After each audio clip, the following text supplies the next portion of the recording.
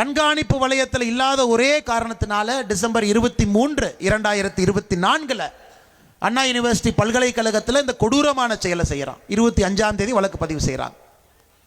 இந்த கேஸை நீங்கள் சரியான முறையில் கையாளவில்லை, குற்றவாளியை நீங்கள் பிடிக்கவில்லை என்றால் கொங்கு பகுதியில் இந்த விவசாய குடும்பத்தில் தோட்டங்காடு தனித்தனியாக இருக்கக்கூடிய வீட்டில் அது 1 கிராம் நகையோ 2 கிராம் நகையோ 8 கிராம் நகையோ இல்லை 50 பவுனோ 100 பவுனோ எவ்வளோ அந்த வீட்டில் இருக்கட்டுங்க, ஏதாவது கிடைக்குமா என்பதற்காக கூலிப்படைகள் வந்து கொண்டே இருப்பார்.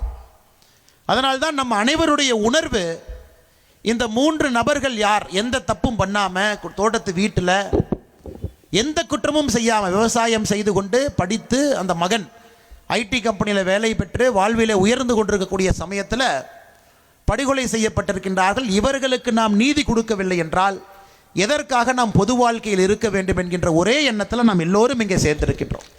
தலைவர்கள், தொண்டர்கள், கொடுவாயில் இருக்கக்கூடிய பொதுமக்கள், குறிப்பாக பொங்கலூர் ஒன்றியத்தில் இருக்கக்கூடிய சகோதரர்கள் மட்டுமே. அதனால்தான் அன்பு சகோதர சகோதரிகளே, இந்த கண்டன ஆர்ப்பாட்டம் தேவைப்படுகிறது. உங்கள் எல்லோரையும் ஒரு புள்ளியில் இணைக்க வேண்டிய கட்டாயம் நம்ம கட்சிக்கு இருக்கு. ஒரு புள்ளியில் இணைப்பது மட்டுமல்ல, காவல்துறைக்கு இதன் மூலமாக இன்னும் அழுத்தத்தை கொடுக்க வேண்டிய கட்டாயம் இருக்கு. காவல்துறை நண்பர்கள் 14 தனிப்படை அமைச்சிருக்கிறாங்க. இங்கே யாருமே காவல்துறையை பற்றி எப்பொழுதுமே ஒரு தவறான வார்த்தையை பேசக்கூடிய நபர் நான் அல்ல. அதே காக்கியோடைய அணிந்திருக்கின்றேன், அவர்களுடைய உப்பை நான் சாப்பிட்டுருக்கிறேன். ஆனால் தமிழகத்தில் நாம் காவல்துறை செய்யக்கூடிய தவறுகளை நாம் எதற்கு சுட்டி காட்டுறோம்? நீங்கள் பாருங்கள், 2023, 24 போன ஆண்டு பாருங்கள், சப் இன்ஸ்பெக்டர் தேர்வு நடத்தப்படவில்லை, கான்ஸ்டபிளுக்கான தேர்வு நடத்தப்படவில்லை. நீங்கள் பாருங்கள் எப்படி ஒரு காவல்துறை பணி செய்கிறாங்கன்னு யோசிச்சு பாருங்க. சப் இன்ஸ்பெக்டர் ரெக்ரூட்மெண்ட் நடக்கலைங்க ஐயா. இன்னைக்கு சென்னையிலே முதலாக தமிழ்நாட்டில் நான் பார்க்குறேன், அந்த பரீட்சை எழுத வேண்டிய மாணவர்கள் இன்னைக்கு சென்னையில் ப்ரெஸ் மீட் மத்தியானம் நடத்துகிறாங்க. உங்களுக்கு தெரியும், காவல்துறையை பொறுத்தவரை செலெக்ஷன் ப்ராசஸில் அரசாங்கத்துக்கு எதிராக பேசுனீங்கன்னா உங்களுக்கு செலெக்ஷனே கிடைக்காது. உங்கள் மேலே எஃப்ஐஆர் இருந்தாலும் செலெக்ஷன் கிடையாது. அந்த 20 பசங்க இன்னைக்கு சென்னை பிரஸ் கிளப்பில் ப்ரெஸ் மீட் போட்டு பேசுகிறாங்க. எனக்கே ஆச்சரியம், என்ன எவ்வளோ தைரியம் அந்த பசங்களுக்கு. இதை காரணமாக வைத்து அரசாங்கம் உங்களுக்கு வேலை கொடுக்க மாட்டாங்களே. அந்த பசங்க சொல்கிறது, எங்களுக்கு வேலை கொடுக்காட்டியும் பரவாயில்லைங்க, நீங்கள் போன ஆண்டு சப் இன்ஸ்பெக்டர் தேர்வு நடத்தலை, போன ஆண்டு கான்ஸ்டபிள் தேர்வு நடத்தலை, எப்படி ரிட்டையர் ஆகிட்டே இருக்கிறாங்க. ரிட்டையர் ஆவதை நாம் யாருமே தள்ளி போட முடியாதுங்க.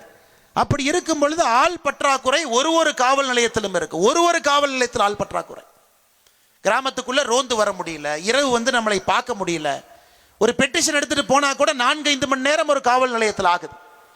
பாதி நேரம் பந்தோபஸ்து, ஆர்ப்பாட்டம், முதலமைச்சர் வர்றாங்க, கோயம்புத்தூருக்கு போங்க, ஈரோட்டுக்கு போங்க, திருப்பூருக்கு போங்க, பாதி நேரம் இந்த வேலை தான்.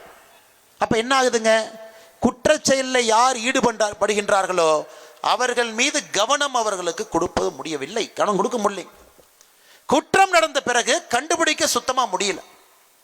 அப்படி இருக்கும் பொழுது இதே மாதிரி இருந்தால், குற்றச்செயல்கள் அதிகமாகி கொண்டிருந்தால், ஒரு தாயோ மகளோ பெண்ணோ எப்படி வீதியிலே தைரியமாக இரவு 8 மணிக்கு மேல ஒரு குழந்தை எப்படி நடக்க முடியும்? அதனால் இந்த கண்டன ஆர்ப்பாட்டம் என்பது எல்லாத்தையும் சேர்த்தி தாங்க ஐயா. ஏதோ கண்டன ஆர்ப்பாட்டம் போட்டாங்க, மற்ற கட்சியை போல திமுக 4 திட்டினாங்க, கிளம்பிட்டாங்க, அது கிடையாது.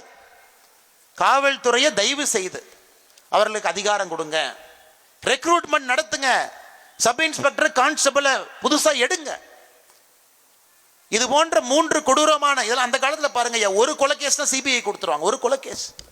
இது 3 பேர் இந்த பகுதியில் தொடர்ந்து நடக்குது. அறிவால் கலாச்சாரம் அதிகமாக இருக்கிறது. அப்படி இருந்தும் கூட சிபிஐக்கு ஏன் கொடுக்கவில்லை என்பது எங்களுடைய கேள்வி. இது முதலமைச்சருக்கு நான் எழுதிய கடிதங்க. டிசம்பர் 6ஆம் தேதி நான் எழுதிய கடிதம் இது. இந்த கடிதத்தில் எங்கேயுமே பார்த்தீங்கன்னா அரசியல் கிடையாதுங்க ஐயா. முதலமைச்சர் அவர்களே, தமிழகத்தில் நீங்கள் ஆட்சிக்கு வந்த பிறகு உங்கள் முதல் ஆண்டில் பெண்களுக்கு குழந்தைகளுக்கு எதிரான குற்றம் 8.65% அதிகமாக இருக்கு, அதெல்லாம் நான் எழுதவே இல்லைங்க. அதெல்லாம் சொன்ன அரசியல் என்றுவாங்க. நீங்கள் வந்த பிறகு திமுகவை சார்ந்த நபர்கள் மட்டுமே 125 பெரும் குற்றத்தில் ஈடுபட்டிருக்கின்றார்கள். அதை பட்டியல் போட்டு அன்னைக்கு ஆளுநர் ஐயாவை பார்த்து பாரதிய ஜனதா கட்சி கொடுத்துட்டு வந்திருக்கோம். 125 பெரும் குற்றம். பெரும் குற்றம்னா ரேப்பு, மர்டர், அந்த மாதிரிங்க ஐயா. அதையும் நான் அதில் சொல்லிங்க ஐயா. மக்களுக்காக தயவு செஞ்சு சிபிஐ கொடுங்க, அவங்க வரட்டும். அவர்கள் வேலையை இது போன்ற ஒரு குற்றச்செயலை கண்டுபிடிப்பது அவங்க வேலை. இந்தியாவில் சராசரியாக சிபிஐல ஒரு அதிகாரி ஒரு வருடத்திற்கு 3 கேஸை மட்டும்தான் வச்சிருக்கிறாருங்க ஐயா. 3 கேஸ், 3 கேஸ் தான் பார்ப்பாங்க, அதுக்கு மேலே சிபிஐல பார்க்க மாட்டாங்க. அதனால தான் சிபிஐல ஒரு கேஸ் போச்சுன்னா அதை பிடிப்பதற்கான கன்விக்ஷன் ரேட் 65%. தமிழ்நாடு போலீஸினுடைய கன்விக்ஷன் ரேட் 26%. பந்தோபஸ்தும் பண்ணணும், கிராமத்துக்கும் போகணும், ரோந்தும் போகணும், முதலமைச்சர் வந்தால் கை கட்டி நிற்கணும், ஆர்ப்பாட்டத்துக்கு பர்மிஷன் கொடுக்கணும், வாகனங்கள் செல்லும் பொழுது அவர்களுக்கும் இந்த இடைவெளியை ஏற்படுத்தி கொடுக்க வேண்டும். ஆனால் எங்களுடைய கோபம் காவல்துறையின் மீது கிடையாதுங்க ஐயா. காவல்துறையினுடைய கையை கட்டி போட்டு விட்டு வேலை செய்ய என்றால் செய்ய முடியாது. அதனால் மறுபடியும் இந்த பொதுக்கூட்டத்தின் மூலமாக, இந்த கண்டன ஆர்ப்பாட்டத்தின் கூட்டம் மூலமாக பொதுமக்கள் நீங்கள் எல்லோரும் எங்களோடு இணைய வேண்டும் என்பதற்காகத்தான் பொங்கலூர் ஒன்றியத்தில் கொடுவாயில நாம் இந்த கூட்டத்தை வைத்திருக்கின்றோம். பொதுமக்கள் நீங்க வரணும். ஒரு கட்சியாக பேசினா தீர்வு கிடையாதுங்க ஐயா. பொதுமக்கள் இறங்கணும். இதை ஆட்சியாளர்கள் பார்ப்பாங்க.